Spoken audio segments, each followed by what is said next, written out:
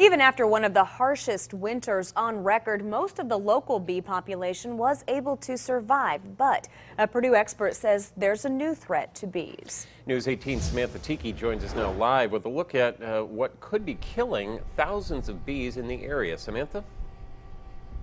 Jeff and Gina, the weather today has made it ideal for farmers to get out in their fields and start working on planting their annual corn crops. But a Purdue expert says that the seeds pre-treated with pesticides are killing thousands of bees in our area.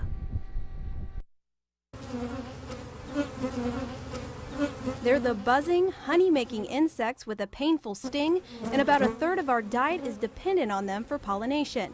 But now the lives of bees in Tippecanoe County are being threatened. 1,000 dead bees in front of the hive right after somebody planted corn 3/10 of a mile away. It's called neonicotinoid, and Purdue entomologist Greg Hunt says farmers are planting corn seeds pre-treated with this pesticide.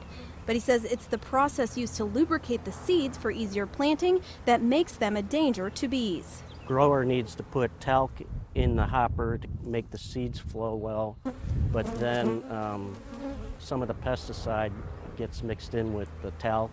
Hunt says the contaminated talc from the treated seeds drifts from the fields onto other plants, making something as small as a dandelion toxic for bees. It only takes a tiny bit. I calculated that 150 acres of corn seed has enough neonicotinoid to kill every beehive in the country.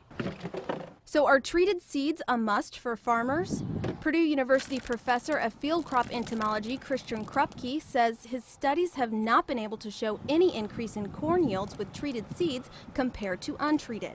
That doesn't mean they never work, but it certainly also doesn't mean that we need to put them everywhere, because in the areas where we put untreated seed, those seeds did just as well as the treated ones. Krupke has been researching lubricants that have less of a tendency to drift, but says the best way to avoid it is to just use untreated seeds.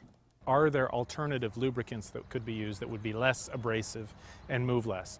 And there are some out there, but there's no way to get that exposure risk down to zero.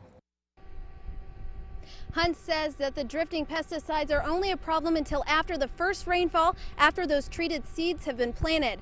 But he does ask that beekeepers who notice any dead bees notify the state chemist's office. Reporting live in Tippecanoe County, Samantha Tiki, News 18.